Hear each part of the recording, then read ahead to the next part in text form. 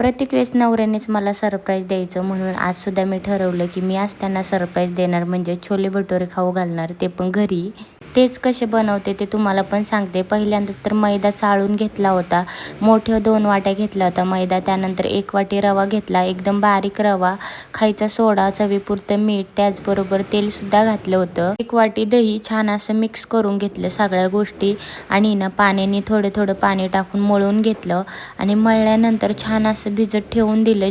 जसं की ना अर्धा ते पाऊण तास मी भिजत ठेवून दिलं. त्यानंतर छान असे गोळे करून लगेच भटुरे जे होते ते लाटायला घेतले होते.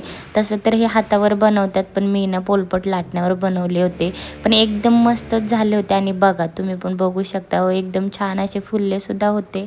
छान असे भटुरे एक एक करून लाटून घेतले आणि ना मस्त असे फुलले होते आणि छान सुद्धा झाले होते. त्यानंतर इकडे छोलेची सुद्धा तयारी करायला घेतली. सरप्राईज द्यायचं तर डोक्यात होतं म्हणून सकाळी छोले भिजत टाकले होते. छान असे भिजले होते म्हणून ते शिजायला टाकले. शिजण्यासाठी मी ना छान असे ना पाण्याने 2-3 धुवून घेतले. त्यानंतर कुकरमध्ये ते ॲड केले.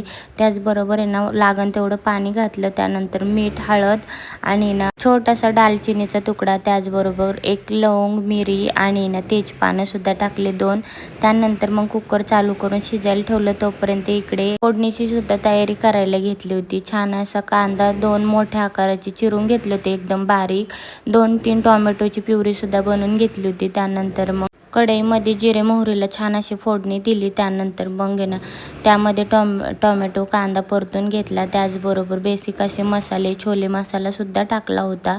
मीठ वगैरे टाकलं, थोडंसं दही ॲड केलं आणि छोले पण तोपर्यंत छानसे शिजले होते.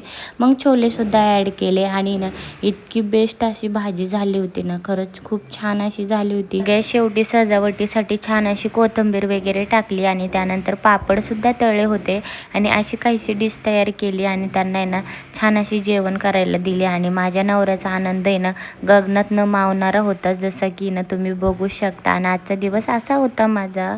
बाय.